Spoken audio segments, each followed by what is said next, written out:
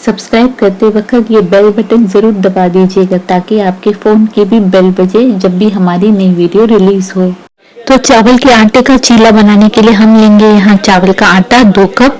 इसमें डाल देंगे हम नमक स्वाद अनुसार या आधा चम्मच, आधा से 1 चम्मच या आपके स्वाद अनुसार लाल मिर्च का पाउडर, आधा चम्मच डाल दीजिए शाही जीरा। एक बार मिला लेंगे इसे, फिर डाल देंगे हम इसमें पानी। हमें इसे ऐसा बैटर बनाना है जो ना ही ज्यादा गाढ़ा हो ना ही ज्यादा पतला हो। जैसे आप यहाँ देख पा रहे हैं वैसे ही हमें इसमें बैटर बनाना है।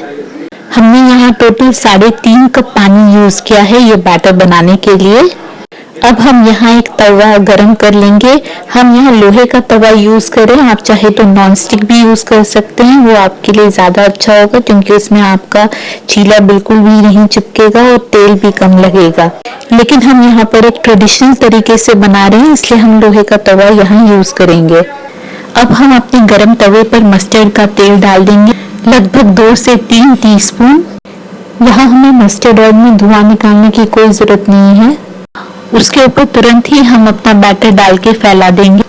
बैटर आपको इस तरीके से डालना है जैसे आप यहाँ स्क्रीन पर देख पा रहे हैं, ताकि वो एक पतली रोटी मतलब एक पतला चीला बने।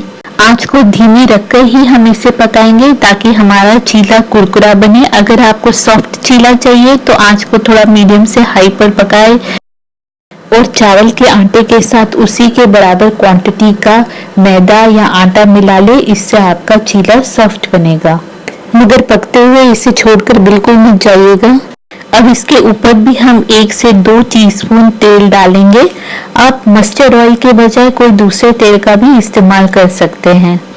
हम चीले को धीमी आंच पे ढक्कन रख के 2 से 3 मिनट तक पकाएंगे। इससे क्या होगा, अंदर मॉइस्चर रहेगा और हमारा चीला नीचे चिपकेगा नहीं। 3 मिनट बाद ढक्कन उठा के इसे पलट लेंगे। देखिए लोहे के तवे पर बनाने के बावजूद भी ये कितनी आराम से उठ रहा है।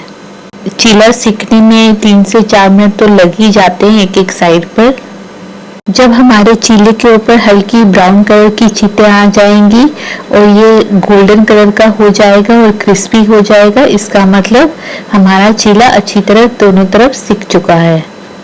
अब हम इसे किसी पेपर टॉवल पर निकाल लेंगे और दूसरा भी हम ऐसे ही बनाएंगे। उम्मीद है आपको ये रेसिपी अच्छी लगी होगी, आसान लगी होगी। अगर आपको वीडियो पसंद आता है तो आप इसे लाइक कीजिए, शेयर कीजिए और अपने अनुभव और विचार हमें लिखना ना भूलें नीचे कमेंट सेक्शन में। तो मिलते हैं एक अगली रेसिपी के साथ, तब तक खुश रहिए, खाते रहिए, खिलाते रहिए। Bye bye and love you all.